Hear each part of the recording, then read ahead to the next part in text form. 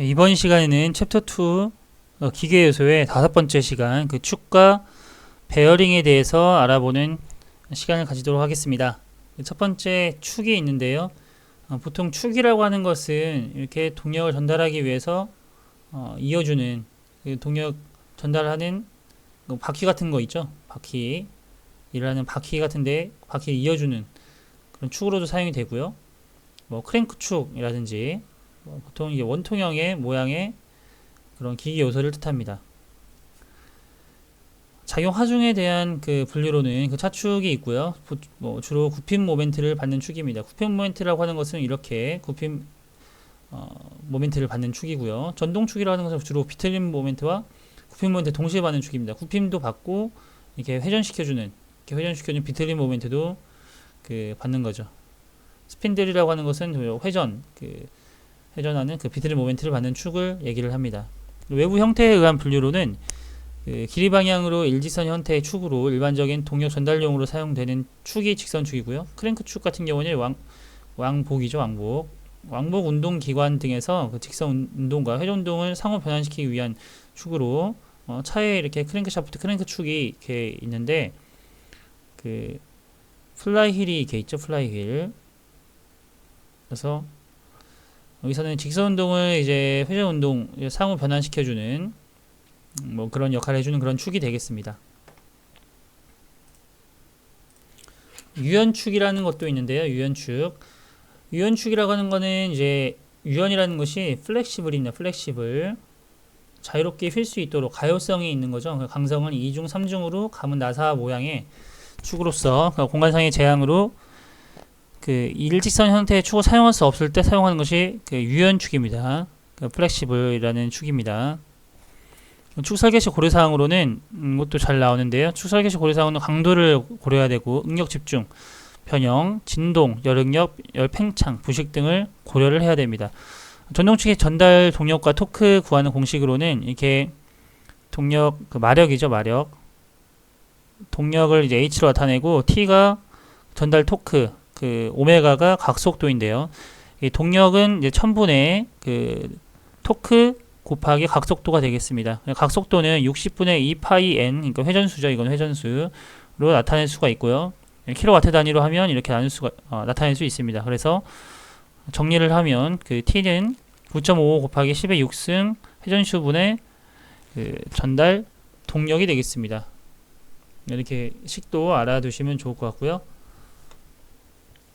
이제 굉장히 중요한 베어링입니다. 베어링 문제가 굉장히 잘 나오는데요. 베어링에서는 보통 그 하중에 따른 그 분류가 굉장히 잘 나오고요. 그 다음에 미끄럼 베어링과 구름 베어링의 비교, 그리고 베어링의 그 표기 방법에 따라서 이제 안찌름을 우리가 알 수 있는데 그 안찌름에 대한 것, 그 세 가지가 굉장히 잘 나옵니다. 우선 베어링이라고 하는 것은 이제 축을 받쳐서 축의 회전을 원활하게 하는 기계 요소인데요. 이렇게 생겼죠. 이렇게 미끄럼 베어링 같은 경우는 이렇게, 구름 베어링 같은 경우는 이렇게 생겼습니다.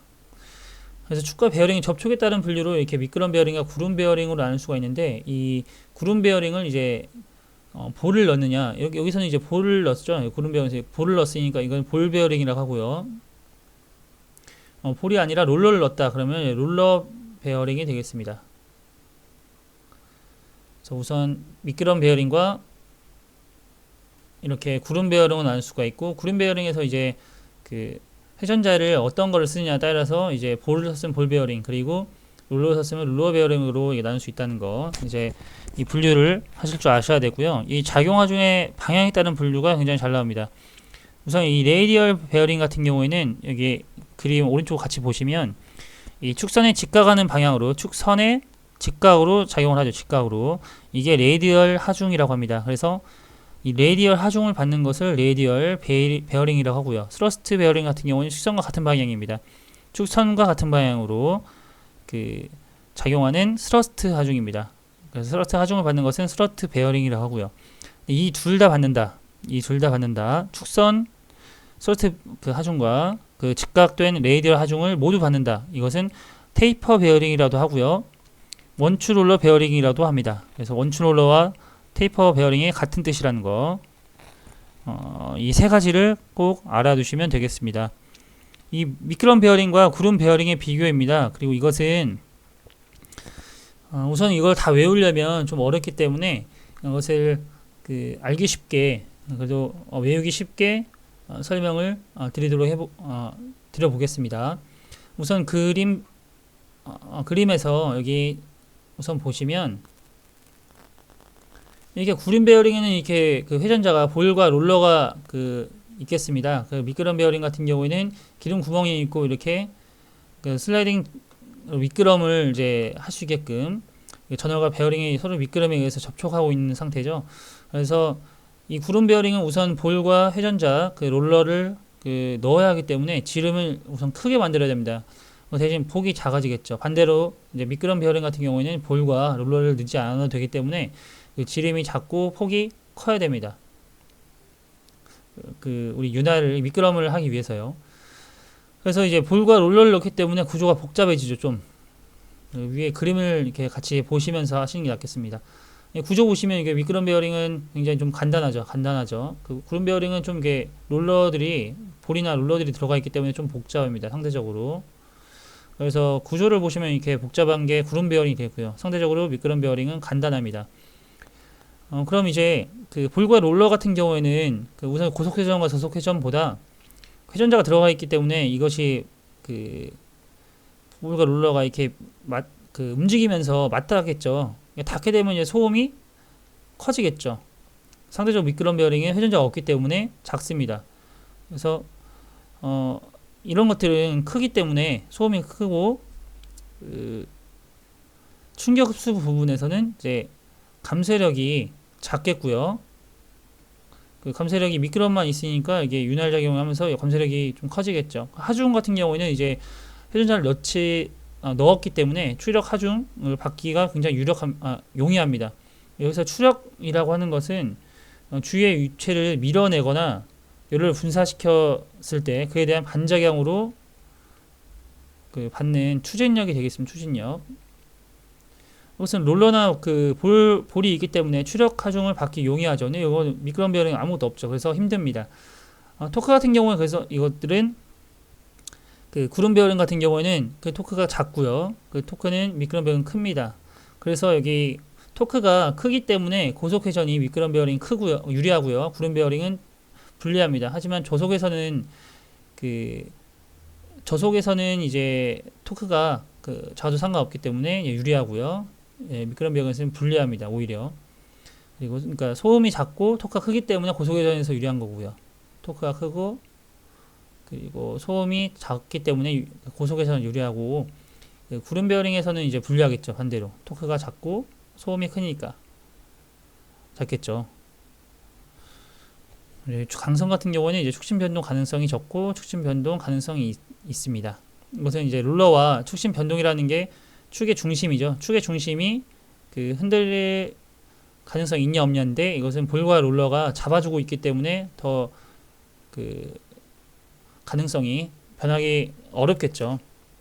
그래서 이런 식으로 미끄럼 베어링과 구름 베어링을 비교를 해주시면 되겠습니다. 이런 것들은 외우기가 어렵기 때문에 우선 구름 베어링에 회전자 볼과 롤러가 들어간다는 것을 알아주시고 이거에 의해서 지름을 크게 해야 된다든지 소음이 많이 난다든지 구조가 복잡해진다든지 이런 것들을 연관시켜서 공부하시면 어렵지 않게 비교를 하실 수가 있을 것입니다. 그림과 관련해서 이렇게 비교를 하시면서 외우는 것이 좋겠습니다. 다음은 이제 굉장히 잘 나오는 내용이죠. 베어링의 호칭 번호인데요. 특히 이 안찌름 번호가 굉장히 잘 나옵니다. 베어링 계열 기호가 형식 기호와 치수 계열 기호로 나눠지는데요. 여기서 베어링 계열 기호 이쪽 1번과 2, 3, 4번은 복열 베어링을, 6, 7번 단열 베어링을, 그리고 형식 번호 N은 원통 롤러 베어링을 뜻합니다. 그리고 치수 계열 기호 첫 번째 숫자가 폭 계열수고요. 두 번째 숫자가 지름 계열수를 뜻합니다. 그러니까 치수 계열 기호에서 6이라고 나와 있는 것은 폭 계열수,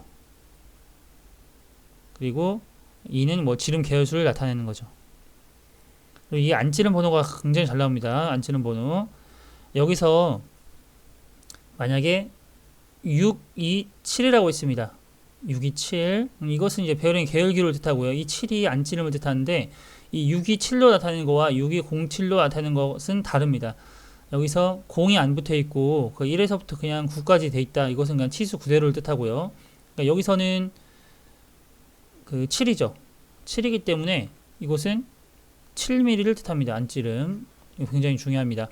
그리고 여기서는 07로 돼 있죠. 07이라고 하는 것은 이 안찌름 기호가 00에서부터 01, 02, 03, 04, 05까지 나타난다 하면 00이라고 하는 것은 0이 아니라 10mm, 01은 그 1mm가 아니라 여기서는 01은 12mm를 뜻합니다. 그리고 02는 15mm, 13은 17mm, 그리고 14는 20mm고요. 04부터는 곱하기 5를 해주면 됩니다.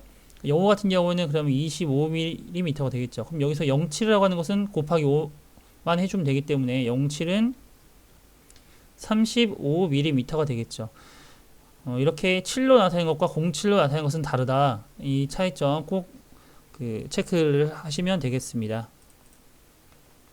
보통은 그 공이 붙어서 나오긴 하는데 그 문제에서 이렇게 그 공이 안 붙어 있는 경우를 꼭 주의 깊게 보시고 그 0이 안 붙어 있는 경우는 그냥 그 치수 그대로 나타내면 되고 그 공이 붙어 있다 하면 꼭 이거를 유의해서 해야 됩니다. 03까지는 이렇게 특정 치수가 되어 있고요. 04부터는 곱하기 5를 해주면 안찌름이 나온다는 거 알아두시면 되겠습니다. 개념 잡기 문제 풀어보도록 하겠습니다. 축 방향과 축 방향으로 하는 것은 이제 이것은 스러스트 하중이죠. 스러스트. 직각인 방향은 레이디얼 하중이죠. 이 스러스트 하중만 받는 것이 스러스트 베어링, 레이디얼 방향으로 이제 하중을 받는 것이 레이디얼 베어링. 근데 이것을 동시에 받는다. 이것은 테이퍼 베어링이라도 하고 이것은 원추 베어링이라도 하죠. 답은 2번이 되겠습니다.